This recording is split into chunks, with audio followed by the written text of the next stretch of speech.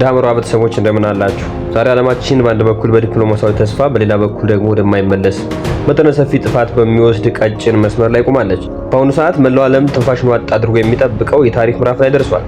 የአሜሪካው ፕሬዝዳንት ዶናልድ ትራምፕ ነገ ማክሰኞ ሌሊት 10 ሰዓት ላይ የሚጠናቀቀው የመጨረሻ ማስጠንቀቂያ ላይ ነው። ፕሬዝዳንት ትራምፕ ኢራን ወሳኝ የሆርሙዝ ወሽመጥ በአስቸኳይ እንድትከፍት የሰጡት ቀነ ገደብ ሊጠናቀቅ ሰዓታት ቢቀሩትም ዛሬ ሰኞ ጠዋት ግን ሁኔታዎች ወደ ለየለት ግጭት ማምራታቸውን የሚያሳዩ ክስተቶች በቴህራን ታይተዋል። በኢራን ዋና ከተማ ቴህራን አቅራቢያ በሚገኝ የባሪስታይን አውራጃ በመኖሪያ ቤቶች ላይ በደረሰ ድንገተኛ የአየር ጥቃት 13 ሰዎች መገደላቸው የተረጋገጠ ሲሆን አሁንም በርካታ ዜጎች በህንፃዎች ፍርስራሽ ስር ተቀብረው እንደሚገኙ በስፍራው የሚወጡ መረጃዎች ያመለክታሉ። ጥቃቱ ወታደራዊ ተቋማትን ብቻ ሳይሆን የሀገሪቱን የሳይንስና ቴክኖሎጂ አቅም ጭምር ኢላማ ያደረገ ይመስላል ተብሏል። የኢራን ኩራት የሆነው ሻርፕ ቴክኖሎጂ ዩኒቨርሲቲ የቴክኖሎጂ ማዕከል እና በግቢው ውስጥ የሚገኝ መስጊድ በከባድ ድብደባ ጉዳት እንደደረሰበት ታውቋል። ይህን ተከትሎ የኢራን ከፍተኛ ወታደራዊ እዝ በሰጠው እጅግ ጠንካራ መግለጫ አሜሪካና እስራኤል በሲቪል ኢላማዎች ላይ የሚፈጸመው ጥቃት የማይቆም ከሆነ የኢራን ቀጣይ አጸፋ እጅግ የከፋና መጠነ ሰፊ እንደሚሆን በማስጠንቀቅ ለመላው መካከለኛው ምስራቅ የጦርነት ነጋሪት ጎስመዋል። ይህ የቃላትና የተግባር ጦርነት ወደ ኒውክሌር ቀውስ እንዳያመራ ስጋት የገባቸው አሸማጋይ ሀገራት ግን የመጨረሻውን የሰላም ዕድል ይዘው ብቅ ብለዋል። በፓኪስታን አደራዳሪነት የቀረበው የእስላማዊ ስምምነት የተሰኘው ባለ 2 ደረጃ ዕቅድ አሁን በዋሽንግተን እና በቴህራን ጠረጴዛ ላይ ይገኛል። ይህ ስምምነት ለ45 ቀን የሚቆይ አስቸኳይ የተኩስ አቁም በማድረግ ለዓለም የነዳጅ ዝውውር ቁልፍ የሆነው የሆርሙዝ ወሽመጥ በድጋሚ ለመክፈትና ኢራን የኒውክሌር መሳሪያ ላለመስራት ቃል የምትገባበት ሁኔታ ያካትታል ተብሏል።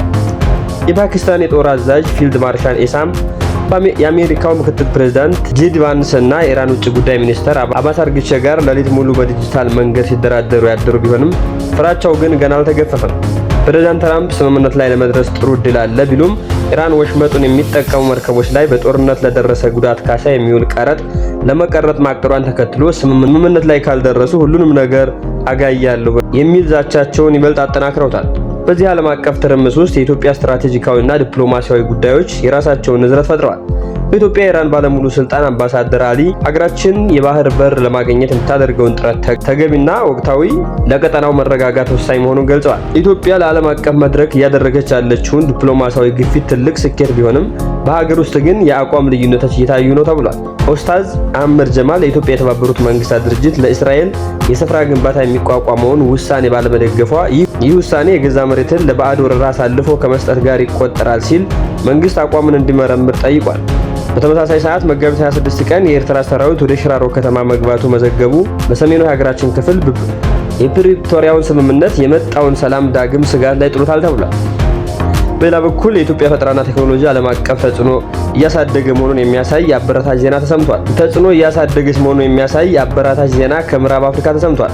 ወጣቱ ባለሀብትና ኢንጂነር ቢጃይ ነሽር ከአድዋ ድል መንፈስ ከዘመናዊ የቴክኖሎጂ ውጤት ጋር በማቆራኘት በቡርኪና ፋሶ የኢትዮጵያ ምርቶች በማስተዋወቅና ከ126000 በላይ ወጣቶችን AI እና 3D ዲዛይን በማሰልጠን የኢትዮጵያን ስም በኩራት እያስጠራ ይገኛል።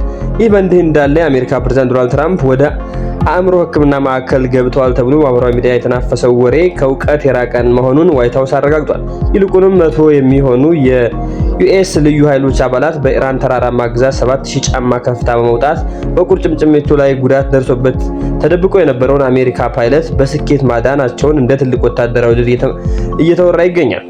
በአጠቃላይ ዛሬ ዓለም በአንድ በኩል በፓኪስታን በግብጽና በቱርክ በቀረበው የሰላም እቅድ፣ በሌላ በኩል ደግሞ ነገ ሌሊት የሚያበቃው የትራምፕ ቀነ ገደብ በትኩረት የተከታተልን እንገኛለን። የሆርሙዝ ወሽመጥ መዘጋት ያስከተለው የነዳጅ ዋጋ መናር፣ የቴህራን እየደረሰ ያለው የዜጎች ሞትና የሀገራቸው የጡንቻ ማሳያ ፍጥጫ ዓለምን እያስጨነቀ ይገኛል። ሐመር ቲዩብ እነዚህና የመሳሰሉትን መረጃዎች እየተከታተልን ወደ እናንተ የምናደርስ ይሆናል። እናንተም ይሄን አካውንት ሰብስክራይብ እና ላይክ ሼር እያደረጋችሁ አብራችሁን ቆዩ።